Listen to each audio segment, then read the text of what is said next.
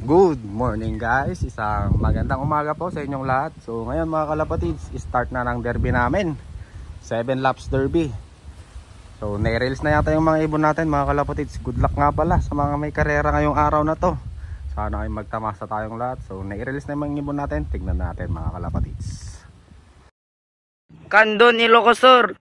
Release time 7 o'clock AM. First lap, fun race, tag team, of color, polling.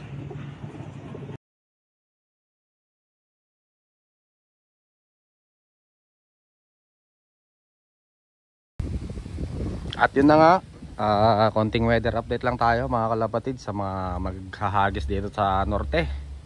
Medyo makulimlim mga kalapatids. Swerte nyo dahil tailwind kayo. Ayan, lakas ng hangin. Mga 8:40 pa lang, 8:40 ng umaga mga kalapatids. Ayan o, tailwind kayo. Patulak yung mga ibon nyo, may tutulak ng hangin. Kami mga kalapatids ay headwind. Ayan, medyo malakas ang hangin. So good luck mga kalapatids sa mga may karera dyan sa Manila, sa mga tropa dyan, sa mga solid na sumusuporta sa atin. Good luck mga kalapatids. Ayan yung weather update natin, makulimlim. Ayan, malakas ang hangin. Ayan, so ang speedan natin ng 1-2 mga kalapatids. Tignan natin, ito yung forecast natin. Ayan, abang-abang na tayo. Grabe yung mga kalapatids nung release namin nung Sunday. Yun pa lang yung na-experience ko na super smash talaga.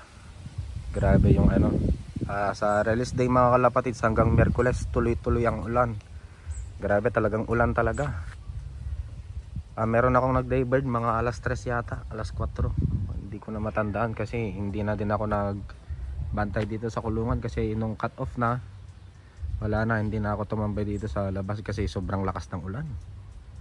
Linggo hanggang Miyerkules yun mga kalapatids, talagang zero visibility, talagang hindi mo makikita yung mga bundok. Pero sinuwerte pa rin tayo mga kalapatids dahil meron tayong daybird.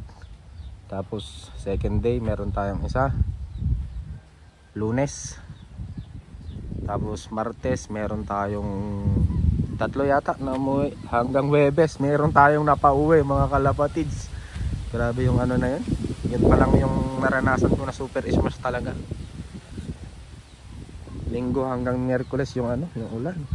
Huwebes meron pang mga ulan-ulan, kaya lang hindi na tuloy-tuloy. Grabe yung na yun, lap na yun mga kalapatids. So yun, nakapagkarga tayo ng 8. Meron pa tayong 8 na pauwi mga kalapatids. Yung iba merong nagkarga ng 7, walang umuwi maski isa. Merong nagkarga ng 5, nakapagpauwi sila ng 1, 2. So maswerte pa rin tayo mga kalapatids. Ako naman nagkarga ako ng 11, 8 yung umuwi mga kalapatids. Bale 3 yung natin na disgrasya. So maswerte pa rin tayo dahil nakapagpauwi tayo ng 8. Tayo yata yung pinakamaraming entry kasi super smash talaga. Buti sinwerte pa tayo. Ayan mga kalapatids, 1-2 going down na. So abang-abang na tayo mga kalapatids. So ayan guys, meron na tayong isang ibon. Nauna si White Flight. Hindi ko na binidyohan yung arrival niya kasi medyo makulit ang mga ibon natin. Natatakot sila kapag nagsasalita tayo mga kalapatids. Ayan si White Flight. Bale ito yung speed niya mga kalapatids. Meron pa tayong 7 abangan. Abang-abang pa tayo. Ayan si White Flight. Hindi siya gaanong napagod. Yan. At yun mga kalapatids, bale time check natin alas 12 na mga kalapatids, pananghalian na. Bale 7 out of 8 yung good clock natin mga kalapatids. Yan yung mga ibon na. Yan. Madami silang nakatak siguro itong mga ibon natin kasi pagdating ng mga ibon natin medyo light na yung mga iba, pero good clock pa rin mga kalapatids. Madaming dagit mga kalapatids, naka-sticker sila. Red ring yung mga ibon, tapos may mga tatak ang pakpak.